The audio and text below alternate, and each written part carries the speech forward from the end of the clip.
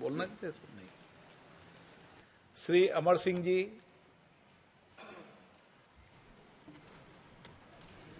बहुत बहुत धन्यवाद स्पीकर साहब। Let the minister initiate so that we will get a थोड़ा ब्रीफ ओवरव्यू मिल जाता है, minister can रिप्लाई पे विस्तार से देंगे ना। ओवरव्यू भी मिल जाता है, रिप्लाई के लिए convention of the house. Convention है सर, शॉर्ट स्टेटमेंट। सभी लोग बोले, मैं बहुत विस्तार से, आप बिठाना मत, लंबा जवाब दूंगा।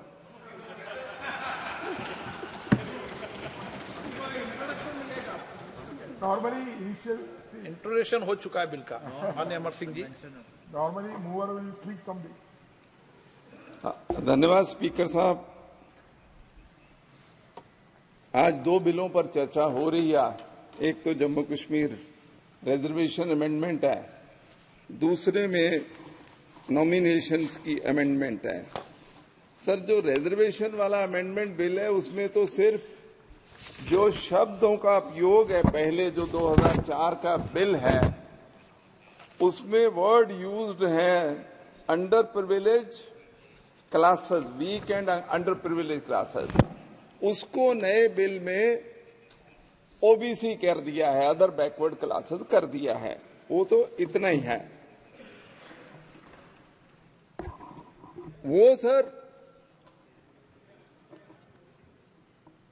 ये पॉजिटिव आप अमेंडमेंट ला रहे हैं क्योंकि जम्मू कश्मीर में उस नाम से weak and under privilege classes में उनको रिजर्वेशन सिर्फ 2% थी, और जब वो स्टेट से बाहर, अब तो स्टेट नहीं बची, यूटी है, जब कभी सूबे से बाहर या भारत सरकार की किसी नौकरी को अप्लाई करना चाहते थे तो उनको ओबीसी वाला बेनिफिट नहीं मिलता था क्योंकि नाम डिफरेंट था।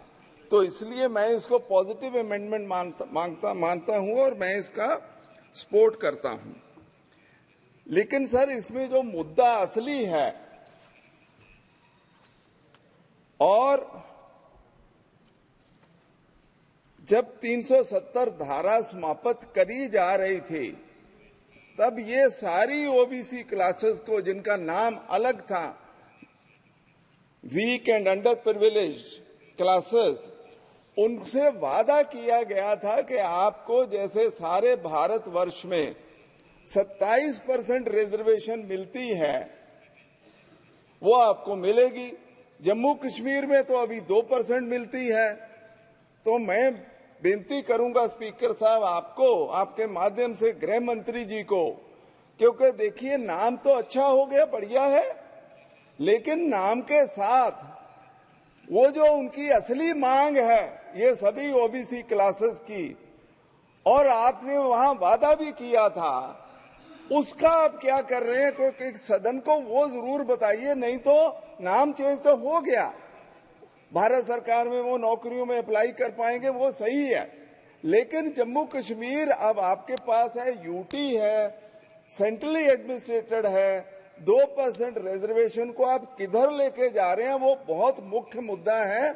हम निवेदन करेंगे गृह मंत्री जी से आपके माध्यम से कि वो जब भी जवाब दें तो इस बात पे जवाब जरूर दें कि केवल नाम ही चेंज करना है या ये जो ओबीसी सारे जम्मू कश्मीर के हैं उनका जो बनता हक है रिजर्वेशन का वो भी दिया जाएगा। ये पहली बात सर मैं निवेदन करना चाहता हूं। सर, दूसरी बात ये है, क्योंकि इसके होने के बाद उनको नौकरियों में, एजुकेशनल इंस्टीट्यूशंस में सभी जगह फायदा होगा, इसमें कोई डाउट वाली बात नहीं, इसीलिए तो हम कह रहे हैं कि अच्छी बात हुई। पर सर, जो आज भी एससी, एसटी, ओबीसी के जो एजुकेशनल इंस्टीट्यूशंस के जहाँ शिक्षा पाने के लिए जहाँ नौकरी रिजर्वेशन है, लेकिन वो पाने के लिए जो आज वो मुद्दे हैं वो भी मैं गृह मंत्री जी से पूछना चाहूंगा कि अगर आप ये जम्मू कश्मीर के लोगों को क्या कोई स्कॉलरशिप एजुकेशन का देंगे? उनकी एजुकेशन को आप बढ़ोतरी कैसे करेंगे? वो कमजोर लोग हैं, गरीब लोग हैं, कैसे आप करेंगे? वो मैं आपसे सर सवाल जरूर पूछना चाहता हूं, क्योंकि जो हायर एजुकेशन का इस मुल्क का तजर्बा है, मैं वो केस को छेड़ना नहीं चाहता हैदराबाद वाले को। सर, जो SC ST लड़के लड़कियां PhD करते थे, MPhil करते थे, उनका स्कॉलरशिप या तो बहुत कम कर दिया गया, या करीब करीब बंद कर दिया गया है। वो अब भटकते हैं चारों ओर। तो ये जम्मू कश्मीर वालों के साथ भी यही होना है। इसलिए वो मुद्दे को मैं आज रेज करना चाहता हूं, क्योंकि गृह मंत्री जी, आप सारी सरकार देखते हैं, आप इसका जवाब जरूर दीजिए कि आप स्कॉलरशिप पे क्या करेंगे, क्योंकि स्कॉलरशिप बहुत बड़ा इशू है, सारे हिंदुस्तान का इशू है, जम्मू कश्मीर का तो है ही है। तो इसलिए मैं इसको रेज कर रहा हूं आपके साथ। और दूसरा, मैं ये भी कहना चाहता हूं सर कि आपने जो वादा किया था वहां, अब तो 4 साल हो गए, आप इलेक्शन कब करा रहे हैं? क्योंकि वहां डेमोक्रेसी तो करनी चाहिए ना, आज नहीं कल जब भी है। आप इलेक्शन कमीशन का जवाब दे देते हैं सर। जब तक आप गृह मंत्री जी आप नहीं कहेंगे कि नहीं मैं वहां इलेक्शन करवा सकता हूं फोर्सेस के साथ, इलेक्शन कमीशन क्या करेगा? तो आपको उस पर भी बताना चाहिए कि आप वहां डेमोक्रेसी कब दे रहे हैं उन लोगों को, क्योंकि लद्दाख में आपने इलेक्शन करा दिए, अब जम्मू कश्मीर वाले इलाके को छोड़ दिया। तो मेरी बेनती है उस पर भी सर हम लोगों को कोई ना कोई बात बताइए।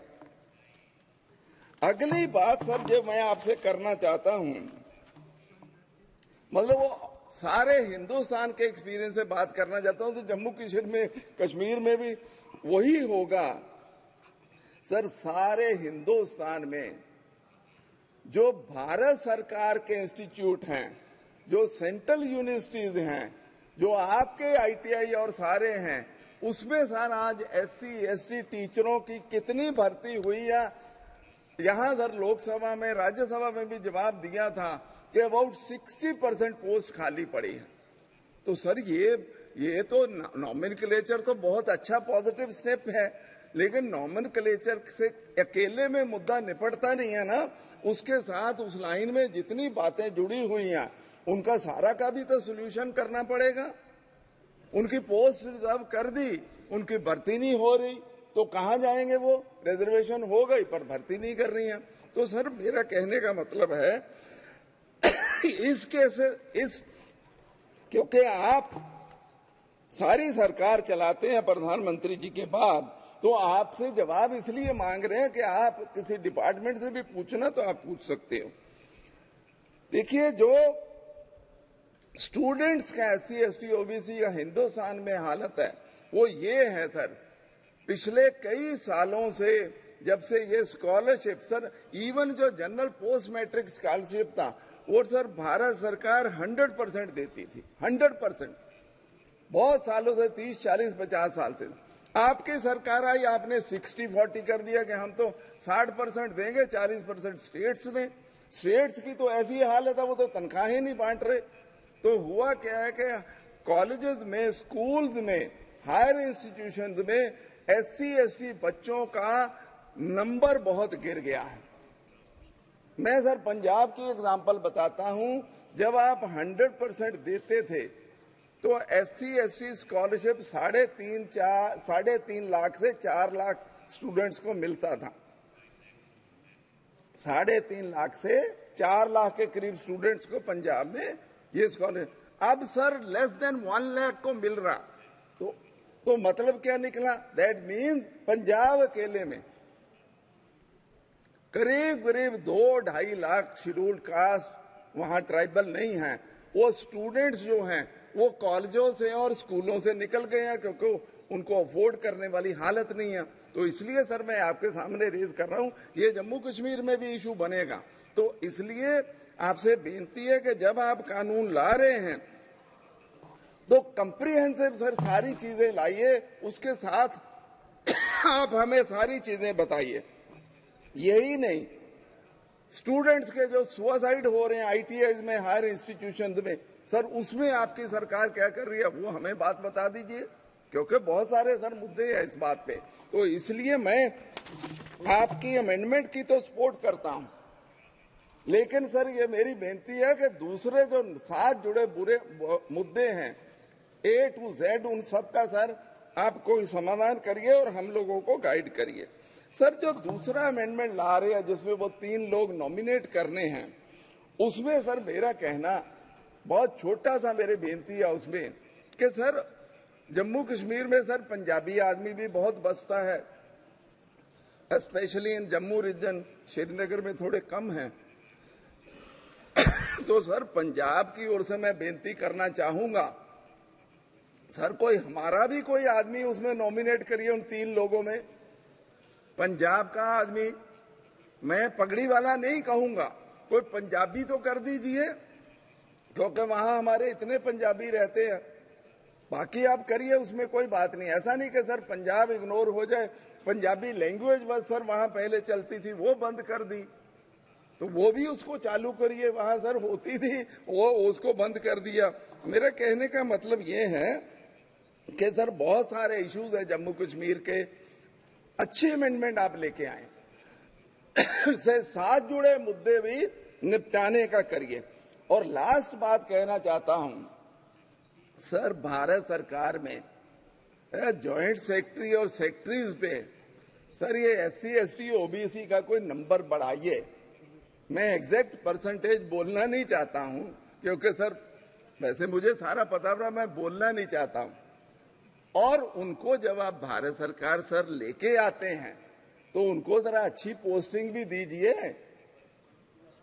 उनको हमेशा ही कभी उधर, मैं किसी डिपार्टमेंट का नाम नहीं, पर आई अंडरस्टैंड दैट थिंग, पर सर उनको, क्योंकि हमारे प्रधानमंत्री जी SC ST की OBC की उनके भले की इतनी बात कहते हैं, तो यार सर जो उनके ऑफिसर्स बन गए हैं, IAS IPS बन गए हैं, उनको भी important posting government of India में दे दिए। आप अभी पावर में हैं तो मैं उस बिल का सर समर्थन करता हूं, लेकिन जो मैंने दूसरी बेनतियां करी हैं मैं उसका सर जवाब चाहता हूं। बहुत बहुत धन्यवाद।